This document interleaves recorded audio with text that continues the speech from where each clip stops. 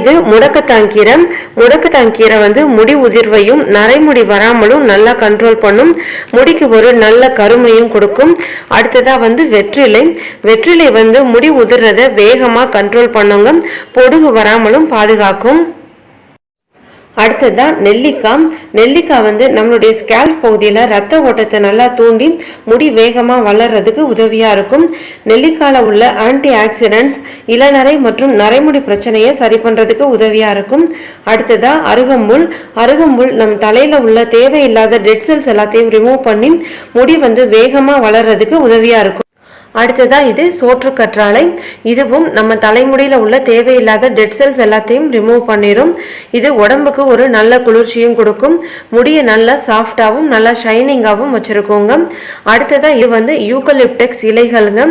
இது முடி உதிர்வை நல்லா கண்ட்ரோல் பண்ணி முடி வளர்ச்சியை நல்லா அதிகரித்து கொடுக்கும். அது மட்டும் இல்லாமல் எண்ணெய்க்கு ஒரு நல்ல வாசனையும் கொடுக்குங்க. அடுத்ததா பூண்டும் சின்ன வெங்காயமும் எடுத்திருக்கேங்க. பூண்டில் உள்ள விட்டமின் சி மற்றும் கொலாஜன் முடி உதிர்வை கட்டுப்படுத்தி முடியை நல்லா வேகமாக வளர்க்குறதுக்கு உதவியாக இருக்கும். அதே மாதிரியே சின்ன வெங்காயத்தில் அதிகமான அளவு சல்ஃபர் இருக்கிறதுனால இதுவும் முடி உதிர்வை கட்டுப்படுத்தி முடி வளர்ச்சியை ஊக்குவிக்கும்.